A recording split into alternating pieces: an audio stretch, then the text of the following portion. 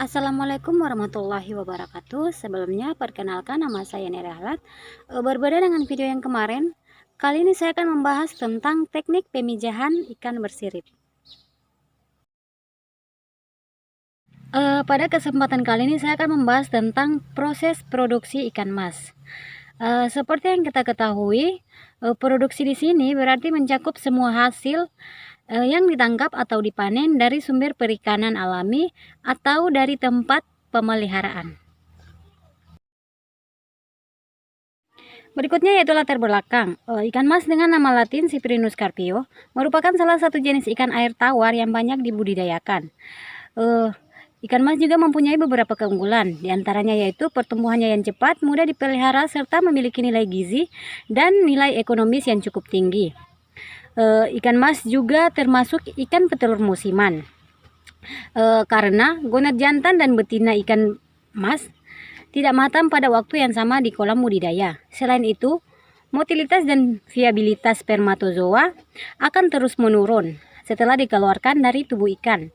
Salah satu cara yang bisa menyediakan ikan mas sepanjang tahun yaitu melalui preservasi atau pemeliharaan spermatozoa induk jantan.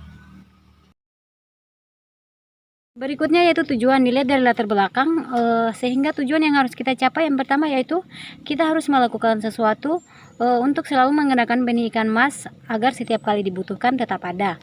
Yang kedua, karena ikan mas ini termasuk ikan petelur musiman, olehnya itu kita harus memproduksi ikan mas dengan cara pemijahan buatan, yaitu dengan menyuntikkan hormon-hormon tertentu agar ikan mas mudah bertelur sehingga kita dapat memperoleh hasil sesuai dengan apa yang kita inginkan.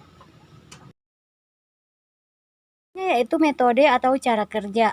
Di sini metode yang digunakan yaitu metode intensif atau dengan menggunakan kolam tanah sebagai tempat pemeliharaan ikan mas.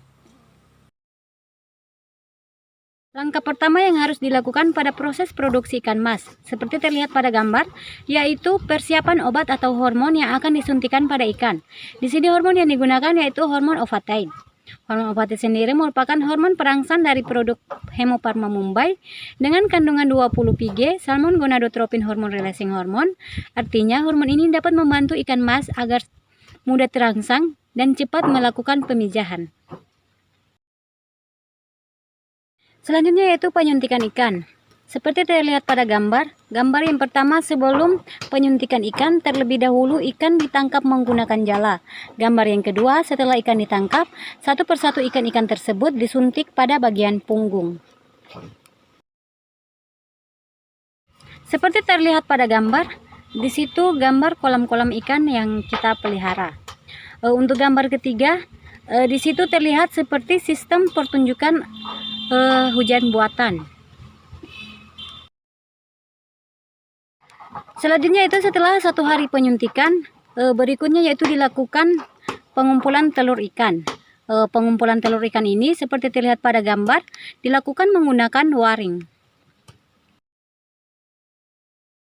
Seperti terlihat pada gambar-gambar di atas, untuk gambar yang pertama, di situ terlihat telur-telur ikan yang berhasil dikumpulkan ke dalam waring. Untuk gambar yang kedua, telur-telur tersebut dimasukkan ke dalam wadah atau tempat. Untuk gambar yang ketiga, telur-telur tersebut sudah dimasukkan ke dalam wadah. Sedangkan untuk gambar yang keempat yaitu telur dikeluarkan dan ditaruh di dalam kolam agar telur-telur tersebut dapat menetas sehingga menjadi benih-benih ikan mas. Berikutnya yaitu kondisi telur pukul 7:47 pagi. Kalian dapat lihat pada gambar, di sini menunjukkan kondisi telur pada pukul 7:47 pagi. Di sini telur-telurnya seperti sudah mau menetas. Hari berikutnya pada jam 4:50 pada sore hari, untuk gambar yang pertama, telur-telur tersebut sudah menetas hingga menjadi benih. Sedangkan untuk gambar yang kedua, tetapi benih-benih tersebut masih belum memiliki mata. Seperti terlihat pada gambar, akhirnya benih-benih tersebut sudah mempunyai anggota tubuh yang lengkap, serta gerakannya yang lincah, dan siap untuk dikemas dan dikirim ke pelanggan. Selanjutnya yaitu untuk gambar pertama yaitu tahap terakhir. Untuk gambar kedua yaitu gambar paket yang akan dimasukkan benih ke dalamnya. Sedangkan untuk gambar yang ketiga, benih dikumpulkan dari kolam melalui saluran pipa, kemudian dikumpulkan menggunakan kain. Selanjutnya yaitu mengirim paket. Untuk gambar yang pertama, memperlihatkan proses pengisian paket dengan benih ikan mas. Sedangkan untuk gambar yang kedua, paket ikan mas dikemas dengan menggunakan oksigen.